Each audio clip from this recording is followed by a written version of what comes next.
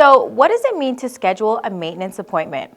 Simple. It means that every 4 to 6 weeks, you should see your hair care professional to revisit your current hair condition. Maintenance appointments are essential to the longevity of your hair extensions. Hair extensions typically last for more than a month. Depending on the quality, they can even last up to a year. So what happens during maintenance appointments?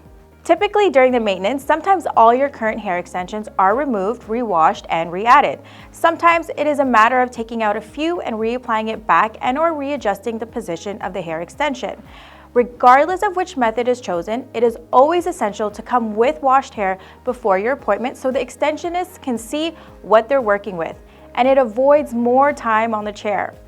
Lastly, it is equally, if not important, to maintain your locks in between maintenance appointments, which means brushing and washing. These steps will help prevent tangling and matting and make it easy to style. So make sure you've got your maintenance appointments booked for that monthly care.